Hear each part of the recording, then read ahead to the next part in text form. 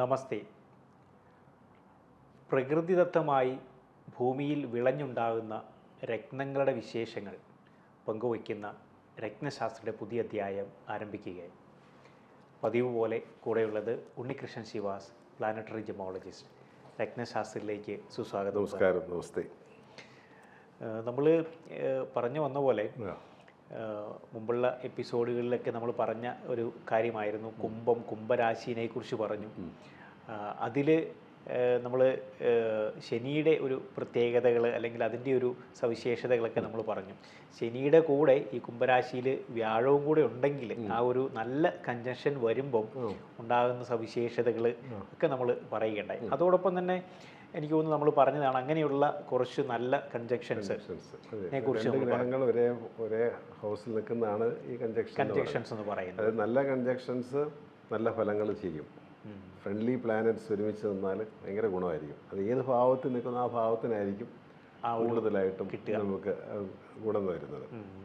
ഇപ്പോൾ 4th ഹൗസിലൊക്കെ മേടലഗ്നം 4th ഹൗസിൽ ചന്ദ്രനും വ്യാഴവും നിൽക്കുന്നു. ഭയങ്കര ഗുണമാണിത്. മനസ്സിലല്ലേ?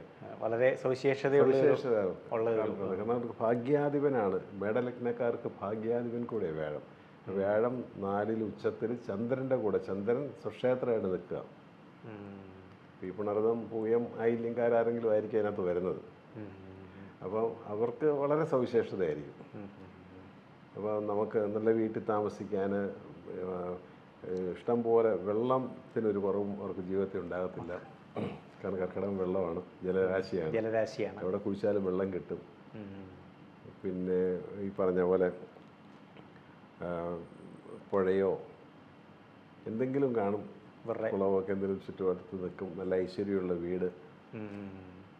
ഈ 4th ഹൗസിൽ നിൽക്കുന്ന ആൾക്കൊക്കെ ചില കാര്യങ്ങൾ ഇതുപോലെ അസ്ട്രോളജി, അതുപോലെ തന്നെ വാസ്തു സംബന്ധമായ കാര്യങ്ങൾ. വ്യാഴം 4ൽ നിന്നാൽ അങ്ങനെ ഒരു കണക്കുണ്ട്. വാസ്തുവിൻ്റെ ആൾക്കാർ ഒക്കെ വാസ്തുവായിട്ട് ബന്ധപ്പെട്ട് നിൽക്കുന്ന ആൾക്കാർക്കൊക്കെ അങ്ങനത്തെ ഒരു പ്ലാൻ കാണാറുണ്ട്. മറ്റ് ഗ്രഹങ്ങളുടെ പൊസിഷൻ കൂടെ നമ്മൾ അനലൈസ് ചെയ്ത് വേണം പോകാനായിട്ട്. പിന്നെ നമുക്ക് റോങ് കൺജക്ഷൻ നിൽക്കുന്നു. ഇപ്പോൾ 7th ഹൗസിൽ തന്നെ റോങ് കൺജക്ഷൻ നിൽക്കുന്നു. ആ കൺജക്ഷൻ എത്രമാത്രം ഇൻറ്റൻസിറ്റി ഉണ്ട്. 7th ഹൗസ് പാർട്ട്ണർ സൈഡ് ആയതുകൊണ്ട് വീനസിന് വളരെ ഇമ്പോർട്ടൻസ് ഉണ്ട്. വീനസ്, ശുക്രൻ, അതും മോശമായി നിൽക്കുന്നു. 7th ഹൗസിൻ്റെ ആള് ശരിക്കും ആ ഗ്രഹം നീചത്തിൽപ്പെട്ട് കിടക്കും. ഇതൊക്കെ ഭയങ്കരമായിട്ട് നമുക്ക് പ്രോബ്ലംസ് ഉണ്ട്. അതെല്ലാം ഫാമിലിയെ കൊള്ളിക്കും. പിന്നെ അതുപോലെ ചാർട്ടിന് ഉണ്ട്. അത് നമുക്ക് കുംഭലഗ്നമല്ല, മകര ലഗ്നം. ലഗ്നത്തിൻ്റെ 7ൽ സൂര്യനും ബുധനും നിൽക്കുന്നു. ഓക്കെ. 2 ഗ്രഹങ്ങൾ 7th ഹൗസിൽ നിൽക്കുന്ന 2 മാരേജ് തന്നെ പറയുന്നുണ്ട് ഈ ഒരു ചാർട്ടുകാർ. അതെല്ലാം കോമൺ ആയിട്ടുള്ള കേട്ടോ, ജനറലാണ്. 7ാം ഭാവാധിപൻ ചന്ദ്രൻ. ഇവർ രവി, ഈ സൂര്യനും ബുധനും നിൽക്കുന്ന ചന്ദ്രൻ്റെ കർക്കിടകത്തിൽ നിൽക്കുന്ന ചന്ദ്രൻ നീചപ്പെട്ടു. അത് കറക്റ്റ് നീചാവസ്ഥയുണ്ട് ആ ഡിഗ്രി വെച്ചിട്ട്. അപ്പോൾ ചന്ദ്രൻ നീചാവസ്ഥ വന്നു. ഈ ശുക്രൻ നീചത്തിൽ പോയി. അപ്പം ഫാമിലി പരമായിട്ട് ഈ ആൾക്ക് ഇതൊരു പെൺകുട്ടിയുടെ ചാർട്ട്, 86ലെ ഒരു പെൺകുട്ടിയുടെ ചാർട്ടാണ്. എനിക്ക് വളരെ മോശമായ അനുഭവമാണ്. തൃക്കേട്ടയാണ് സ്റ്റാർ. അപ്പോൾ ഈ 7ാം ഭാവം പോയി എന്ന് പറഞ്ഞാൽ ഈ ഇത് ഫസ്റ്റ് മാരേജ് പോയി, സെക്കൻഡ് മാരേജും കുഴപ്പത്തിൽ നിൽക്കുന്ന അവസരത്തിലാണ് ഞങ്ങൾ തമ്മിൽ കാണുന്നത്. അതായത് അതിൻ്റെ കാരണം എന്ന് വെച്ചാൽ ഈ 7th ഹൗസിൽ നിൽക്കുന്ന സൂര്യനും ബുധനും നോക്കിയാൽ അതിൽ ബുധനെ നോക്കുകയാണെങ്കിൽ ബുധൻ 6ാം ഭാവാധിപൻ 7ൽ വന്നു. 6 ഒരു നല്ല ഹൗസല്ല. കടവും ബാധ്യതയും ശത്രുതയും വഴക്കും വെക്കാണമൊക്കെ ഉള്ള ആ വഹിക്കുന്ന 6ാം ഭാവാധിപൻ പോയി 7ൽ വന്ന് നിന്നു. പിന്നെ നിൽക്കുന്ന സൂര്യന് അഷ്ടമാധിപൻ പോയി 7ൽ നിൽക്കുന്നു. അപ്പോൾ 7ലെ കൺജക്ഷൻ ഒരു കാരണവശാലും അവർ ഫേവറബിളായിട്ട് വരുന്നില്ല. കാര്യം ഈ ബുധൻ ഭാഗ്യാധിപനാണെങ്കിൽ പോലും ഈ 9ൽ ശുക്രൻ നീചത്തിൽ പോയി. അപ്പോൾ ഫാമിലി ലൈഫ്, മാരേജ്, അങ്ങനെയുള്ള കാര്യങ്ങളൊക്കെ തരേണ്ട സുഖങ്ങളെല്ലാം തരേണ്ടത് ശുക്രൻ്റെ ഇതോടുകൂടി അതും കട്ടായി. അപ്പോൾ അതുകൊണ്ട് എന്താ പറ്റിയത്? ഈ ശുക്രൻ ആരംഭിച്ച 5ാം ഭാവാധിപൻ കൂടെ ആ സന്താനപരമായ കാര്യങ്ങളും ഗുണമില്ലാതെ പോയി. കാരണം സെക്കൻഡ് മാരേജിൽ പ്രോബ്ലമായി. സെക്കൻഡ് മാരേജിലാണ് കുട്ടി ഉണ്ടായത്. സെപ്പറേറ്റായിട്ട് താമസിക്കുന്നു. ഒരു കുട്ടി പുള്ളിയുടെ കസ്റ്റഡിയിൽ. പുറത്താണ് അവർ. എൻ്റെ പാസ്പോർട്ട് പിടിച്ചു വെച്ചിരിക്കുന്നു. അപ്പോൾ നോക്കിക്കോണം എത്ര മാത്രം ഈ പെൺകുട്ടി സഫർ ചെയ്യുന്നുണ്ടെന്നുള്ളത്. അത് 7th ഹൗസ് റോങ് സൈഡിൽ, വീനസ് റോങ് സൈഡിൽ, വീനസ് ഡെബിലിറ്റേഷൻ, മൂൺ ഡെബിലിറ്റേഷൻ. മനസ്സിലായോ? അപ്പം ജോലിയുണ്ട്, ജോലി കുഴപ്പമില്ലാതെ ഒക്കെ അങ്ങോട്ട് നീങ്ങി പോകുന്നുണ്ട്. പക്ഷേ മാനസികമായിട്ട് നോക്കുമ്പോൾ ഈ അപ്പം ഇതിനെല്ലാം കാരണം, ഇതെല്ലാം കൊണ്ട് എന്താണ് സംഭവിക്കുന്നത്? മനസ്സാണ് പോകുന്നത്. അപ്പോൾ മനസ്സ് പോകണമെങ്കിൽ ചന്ദ്രൻ നീചാവസ്ഥ വരണം. അപ്പം മനസ്സ് 7ാം ഭാവത്തെ പാർട്ട്ണറിനെ ഓർത്തായിട്ടാണ് മനസ്സ് വേദനിപ്പിക്കുന്നത്. ഞാൻ പറഞ്ഞില്ല, ഏത് പൊസിഷനിലാണ് നിൽക്കുന്നത് അതായിരിക്കും നമ്മളെ വിഷമിപ്പിക്കുന്നത്. 10ലാണ് കർമ്മം കൊണ്ടായിരിക്കും നമുക്ക് ദുരിതം. 7th ഹൗസ് ആയതുകൊണ്ട് ഈ പറയുന്ന പാർട്ട്ണർ സൈഡാണ് വന്നിരിക്കുന്നത്. 6ലാണ് രോഗവും കടവും ശത്രുക്കളും ആയിരിക്കും. അത് അതിൻ്റെ ദശാകാലം കൂടെ വരുമ്പോൾ അങ്ങനെയാണ് നമ്മളിത് പറയാൻ പറ്റും. അല്ലാതെ ജനറലി ചന്ദ്രൻ ഇങ്ങനെ നിന്ന് എങ്ങനെയായിരിക്കും അല്ലെങ്കിൽ പാർട്ട്നേഴ്സ് ഒന്നും ഗുണമില്ല എന്നല്ല പറയുന്നത്. 7ാം ഭാവാധിപനായിട്ട് വരും. അത് കറക്റ്റ് നീചത്തിൽ വീഴുകയും ചെയ്താൽ ഈ അനുഭവങ്ങളുണ്ടാകും. 7 നിൽക്കുന്ന ഗ്രഹങ്ങൾ നല്ലതാണെങ്കിൽ, ഇപ്പോൾ 7ൽ അവിടെ വ്യാഴം വന്നിരുന്നെങ്കിൽ വ്യാഴത്തിൻ്റെ എക്സോൾട്ടഡ് പൊസിഷനാണ് ഈ കർക്കിടകം. അവിടെ നിന്നാൽ ഈ വർഷം അത്ര പറയാനില്ല, മാറ്റം സംഭവിക്കുമായിരുന്നു. മറിച്ചും സംഭവിക്കാം.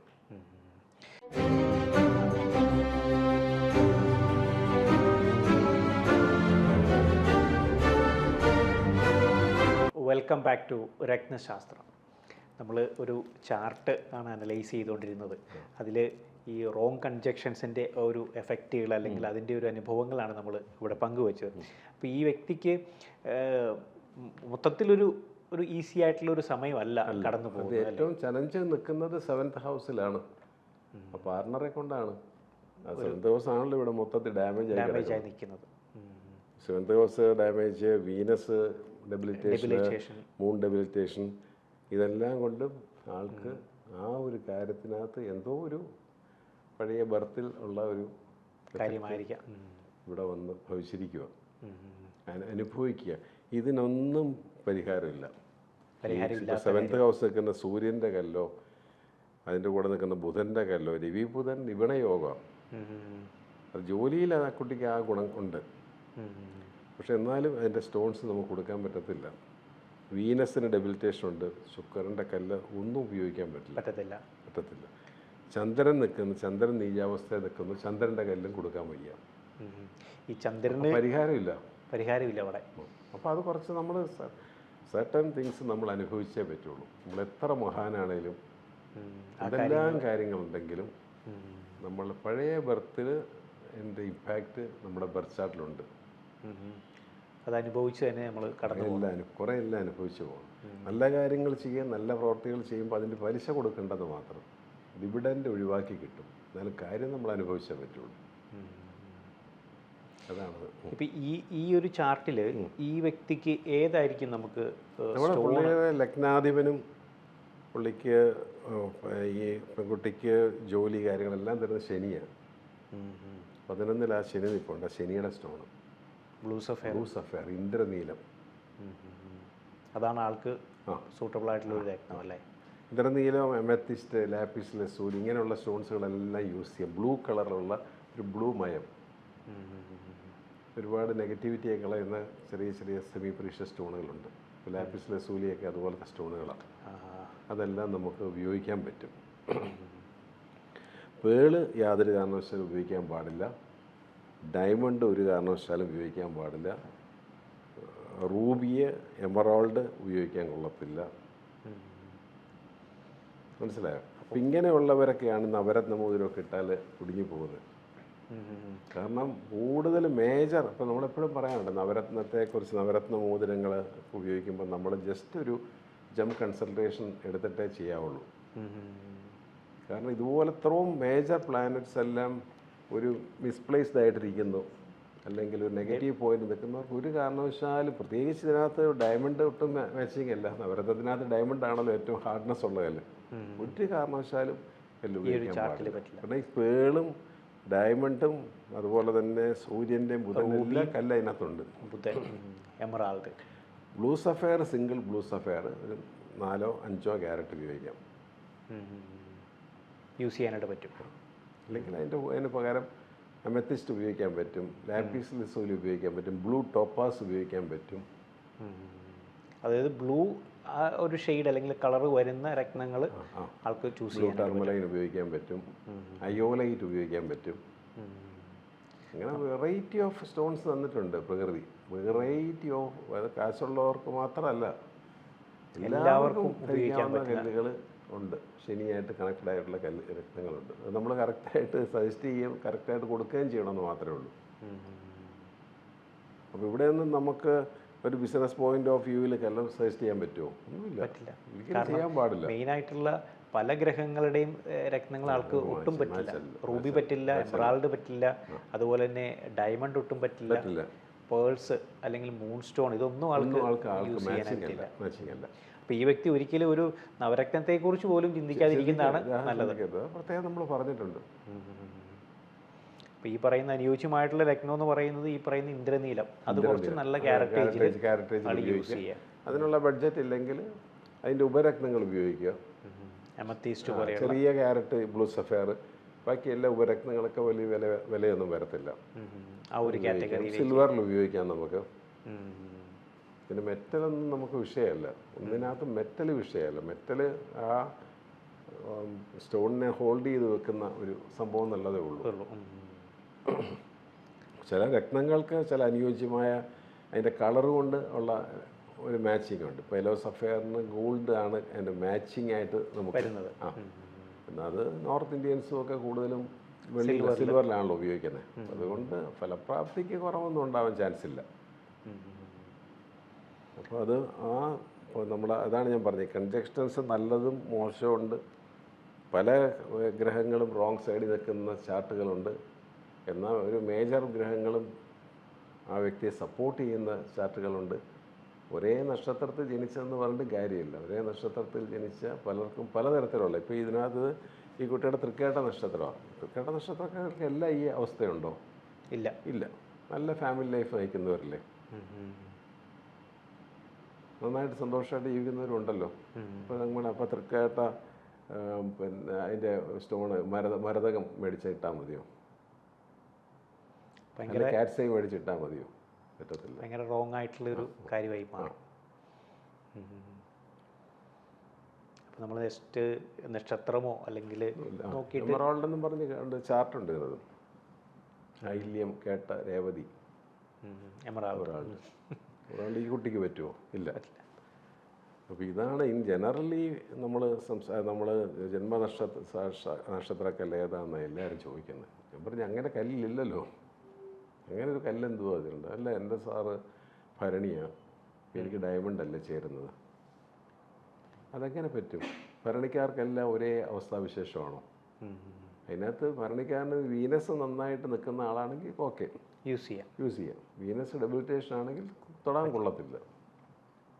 ഒരിക്കലും ഒരു നക്ഷത്രത്തെയോ അല്ലെങ്കിൽ ജനിച്ച മാസത്തെയോ സോഡിയാക് സൈനിനെയോ മാത്രം നോക്കി രത്നങ്ങൾ വാങ്ങി ഉപയോഗിക്കരുത്. അതാണ് ഇതിൻ്റെ ഒരു രത്നച്ചുരുക്കം. എനിക്ക് തോന്നുന്നു നമ്മൾ ഈ രത്നങ്ങളെക്കുറിച്ച് അല്ലെങ്കിൽ ഈ ഒരു കൺജക്ഷൻസ് നല്ലതും അതുപോലെ തന്നെ റോങ്ങുമായിട്ടുള്ള കൺജക്ഷൻസ് വരുമ്പോൾ അതിൻ്റെ അനുഭവങ്ങളാണ് നമ്മൾ പങ്കുവച്ചത്.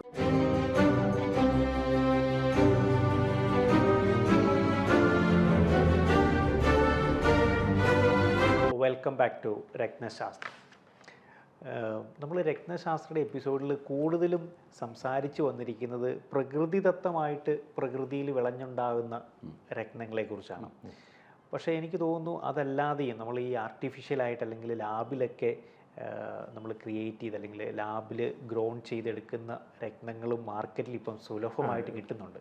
ലാബിൽ ഗ്രോൺ ചെയ്തെടുക്കുന്നത് ഇപ്പോൾ പ്രധാനമായിട്ടും ലാബ് ഗ്രോൺ ഡയമണ്ട്സാണ്. ലാബ് ഗ്രോൺ ഡയമണ്ട്സിന് വേണ്ടിയിട്ടുള്ള അന്വേഷണം 19-ാം നൂറ്റാണ്ട് മുതൽ നടന്നിരുന്നു. കാലങ്ങൾക്ക് മുമ്പ് സെഞ്ചുറി മുതൽ നടന്നിട്ടുണ്ട്. സക്സസ്ഫുൾ ആയില്ല. 1953 ഈ GE general electrical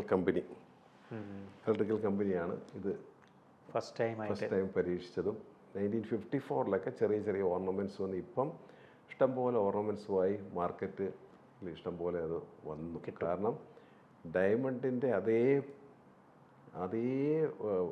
physical properties എല്ലാം ഇതിനുണ്ട്. എല്ലാ ക്യാരക്ടറിസ്റ്റിക്സും ഉൾക്കൊള്ളിച്ചുകൊണ്ട് ലാബിലുണ്ടാക്കുന്നു, ക്രിയേറ്റ് ചെയ്യുന്നു.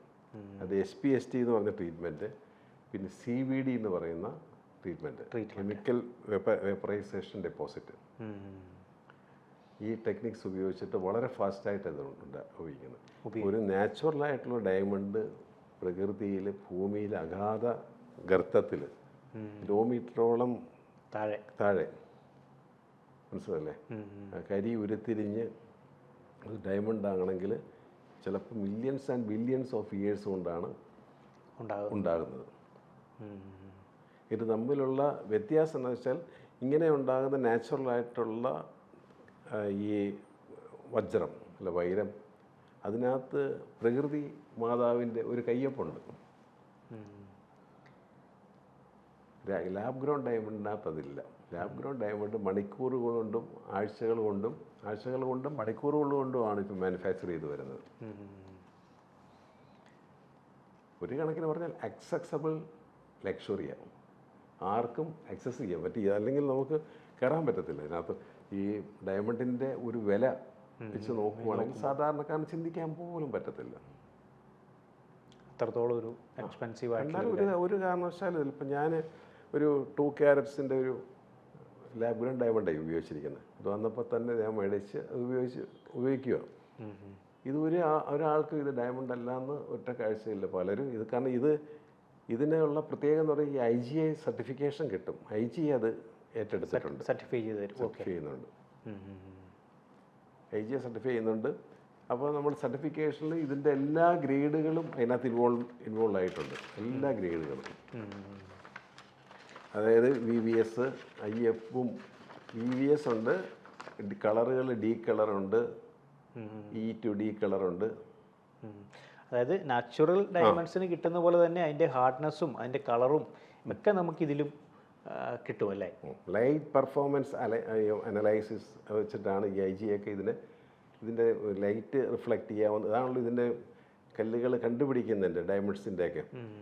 ആ ടെക്നോളജിയാണ് ഇതിനും എല്ലാം ഉപയോഗിക്കുന്നത്.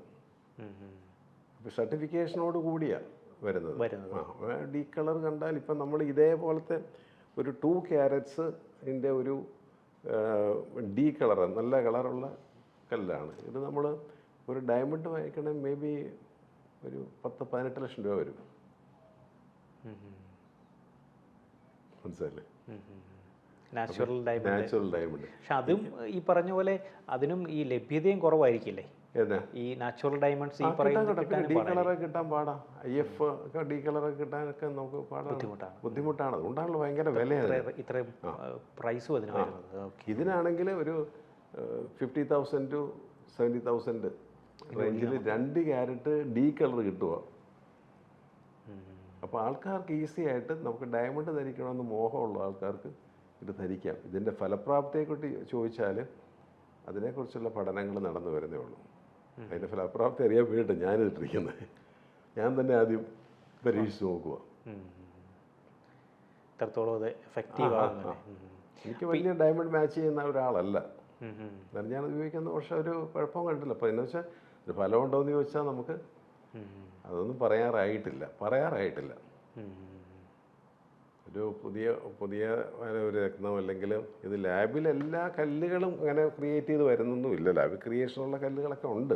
എന്നാൽ ഇപ്പോൾ ലാബ് ഗ്രൗണ്ട് ഭയങ്കരമായ ഒരു ഡിമാൻഡ് വന്നിട്ടുണ്ട്. കാരണം ഡയമണ്ടിൻ്റെ ഒരു 10-1 വില പോലും ഇല്ല. മൂക്കുത്തി അടിക്കണേലും ഇത് ചെയ്യണമെങ്കിലും ഞങ്ങൾ നവരത്നം സെറ്റ് ചെയ്ത് കൊടുക്കുന്നുണ്ട്. ഡയമണ്ട് സൂട്ടബിൾ അല്ലാത്തവർക്ക് നവരത്നം ഇടാൻ വേണം, ലാബ് ഗ്രൗണ്ട് വെച്ച് കൊടുക്കാം. ഒരു മൂക്കുത്തി ഇടണം. ഡയമണ്ട് പോലെയൊക്കെ അതിനേക്കാളും ഉപരിയാണ് ഇതിൻ്റെ ഷൈനിങ് ബ്രൈറ്റ്നസ് വരുന്നത്.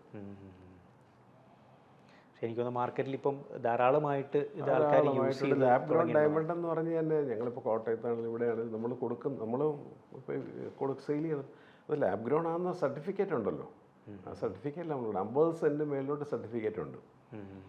ഇതിന് നമുക്ക് ബൈബാക്കും ഉണ്ട്. ബൈബാക്ക് ഗ്യാരണ്ടിയോടുകൂടിയാണ് കൊടുക്കുന്നത്. അപ്പോൾ ചെറിയ സ്റ്റഡുകൾ അതുപോലെ തന്നെ കമ്മലൊക്കെ ഇടണമെങ്കിൽ affordable price, accessible and luxury. Affordable luxury അതാണ് ഈ ഡയമണ്ട്. ഇതിൻ്റെ പ്രത്യേകത അതാണ്. ഡയമണ്ടിന് പകരം ഇത് അസ്ട്രോളജിക്കലി പർപ്പസിന് വേണ്ടി ഉപയോഗിക്കാമെന്ന് ചോദിച്ചാൽ അതിനെക്കുറിച്ച് പറയാറായിട്ടില്ല. ഇതിൻ്റെ ഒരു ഫലപ്രാപ്തിയെക്കുറിച്ചിട്ട് പറയാറായിട്ടില്ല. പക്ഷെ ഒരു ഡയമണ്ട് ഉപയോഗിക്കണമെന്നുള്ള ആ ഒരു ആഗ്രഹം അല്ലെങ്കിൽ ആ ഒരു മോഹം നമുക്ക് ഈ ഒരു രീതിയിൽ നമുക്കതിനെ ചെയ്യാനായിട്ട് പറ്റും.